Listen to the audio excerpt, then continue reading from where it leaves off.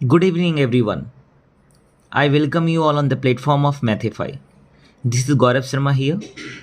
आज इस सेशन के अंदर हम लोग नंबर सिस्टम से रिलेटेड कॉन्सेप्ट्स को डिस्कस करेंगे. इस सेशन का टॉपिक कॉम्प्लेक्स नंबर होने वाला है, बट कॉम्प्लेक्स नंबर को अच्छे से समझने के लिए हमें नंबर सिस्टम को पहले समझना पड़ेगा. ये नंबर सिस्टम होता क्या? एक्चुअली मैथ्स के अंदर में जितने भी नंबर्स होते हैं उनको समझने के लिए एक सिस्टम बनाया गया है, that is the number system. इसके अंदर हम बहुत सारे नंबर्स के बारे में बात करेंगे. आपने जूनियर क्लासेस के अंदर पढ़ा होगा natural number, whole number, prime number, co prime number, twin prime number. There lot different type of number are there in the maths, all right. But आज हम वहाँ से डिस्कस करने वाले हैं ये सारे नंबर डिराइव कहाँ से हुए. We will discuss each and everything in organised manner. तो नंबर सिस्टम में सबसे जो बड़ा नंबर होता है जहाँ से सारे नंबर डिराइव हुए हैं, that is the imaginary number. Imaginary number को दो पार्ट में डिवाइड किया गया ताकि हम चीज़ों को आसानी से समझ पाएँ. वो है real number and complex number. Real number and complex number are the two main important types of the imaginary number. We can define real number like real number imaginary number का सबसेट है.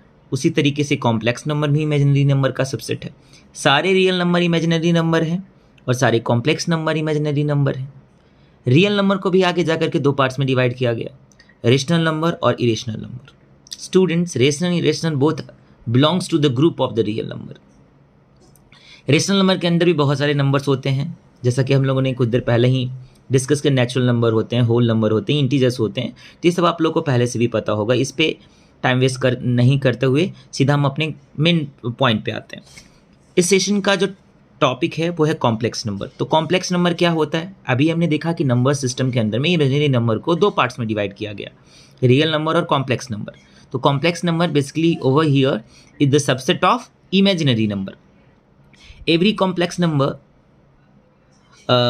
Can be represented like z is equal to a plus i b. हर एक complex number को हम इस तरीके से represent कर सकते हैं.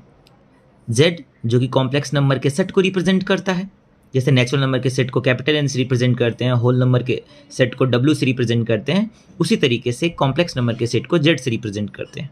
और z is equal to a plus i b होता है. ये स्टैंडर्ड फॉर्म है किसी भी कॉम्प्लेक्स नंबर को लिखने का, जहाँ a जो है वो कॉम्प्लेक्स नंबर के दो पार्ट्स होते हैं, रियल पार्ट और इमेजिनरी पार्ट. तो a हो गया जो कॉम्प्लेक्स नंबर का रियल पार्ट है, b हो गया वो कॉम्प्लेक्स नंबर का इमेजिनरी पार्ट है. स्टूडेंट्स, आप लोगों को यहाँ पे एक i दिख रहा होगा. i over here is what?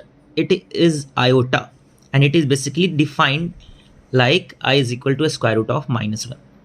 होता प्रॉब्लम क्या था ना हमारे पास कि जब हम किसी भी नंबर को, पॉजिटिव नंबर को, you can say non negative number को स्क्वायर रूट के अंदर रखा करते थे तो हमें एक पॉजिटिव क्वांटिटी मिला करती थी. बट जब स्क्वायर रूट के अंदर में कोई नेगेटिव टर्म आता था तो हम वहाँ पे उसको सॉल्व नहीं कर पाते थे, क्योंकि 10 तक हमें सिर्फ रियल नंबर के बारे में पता होता, कॉम्प्लेक्स नंबर क्या होता उसके बारे में आइडिया नहीं होता. तब इसलिए हम वहाँ पे बोलते हैं, जैसे कि आप लोगों ने क्वाड्रेटिक इक्वेशन के अंदर में देखा होगा कि जब डिस्क्रिमिनेंट की वैल्यू नेगेटिव हो जाती है तो क्या लिखते हैं? It has no real roots. क्योंकि हमारे पास रियल नंबर का कॉन्सेप्ट वहाँ पे होता है, हम इमेजिनरी कॉम्प्लेक्स नंबर और में डील नहीं कर सकते.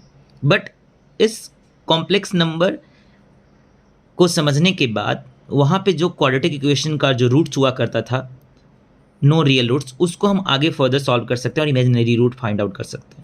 तो आज हम इसके अंदर बात करने वाले हैं बेसिकली आयोटा के बारे में कि आयोटा क्या होता है, उसके प्रॉपर्टीज़ को समझेंगे और उसके प्रॉपर्टीज़ को समझने के बाद उसके ऊपर हम क्वेश्चंस को परफॉर्म करेंगे. तो students, here we have the properties of iota. Basically iota can be defined as square root of -1. अगर हम दोनों तरफ स्क्वायर करते हैं तो what will we get? I square is equal to square root of -1 whole square. Square will cancel out the root here and I square will be equal to -1. This is the very much important property of iota for us. Now if we want to calculate the value of iq, we can write like this: I square into I.